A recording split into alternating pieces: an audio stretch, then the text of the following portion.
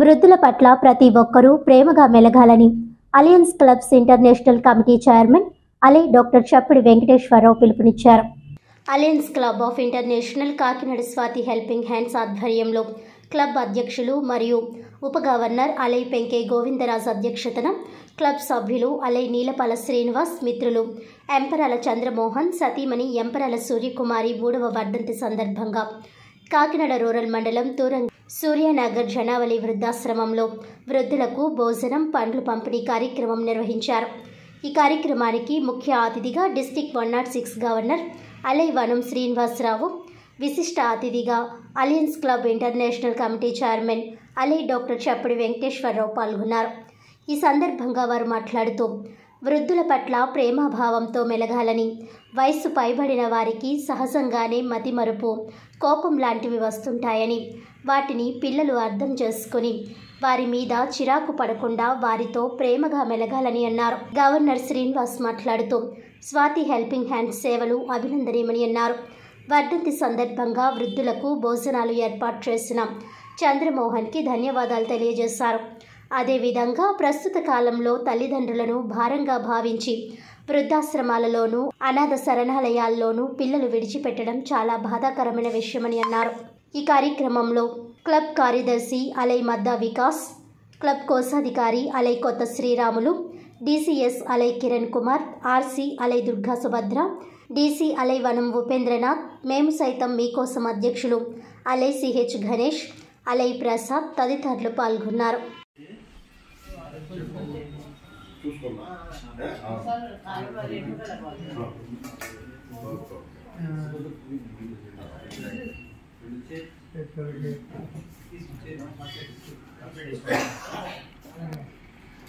Diabetes ఎవరు ఉన్నారా? Sweets పడుతున్నారా? నమస్తే అమ్మా. షుగర్ ఉన్న వాళ్ళు ఉన్నారా? అంటే రోజే కదండి అందరూ ఉన్నారు కదా.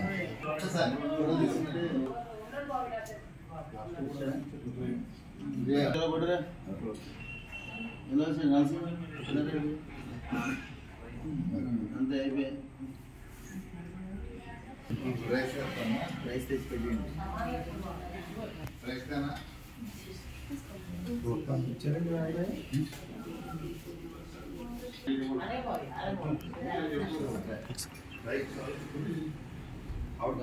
బాగా వస్తుందా?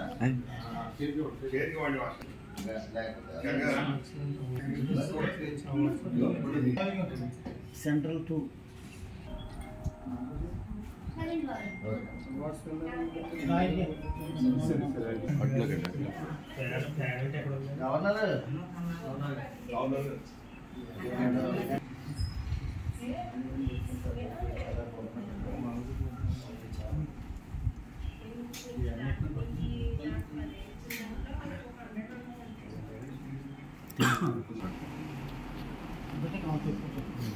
డీసీఎస్ గారు అయిపోయిందా?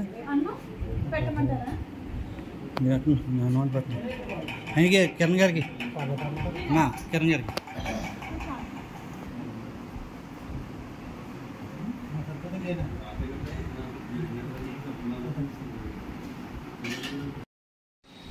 Association of alliance clubs international, alliance club of Swathi helping hands ఆధ్వర్యంలో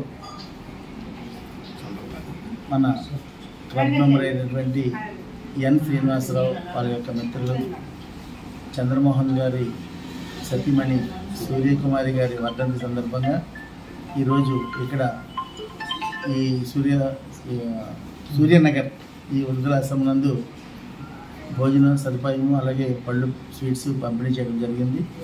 అయితే ప్రతి ఒక్కరూ కూడా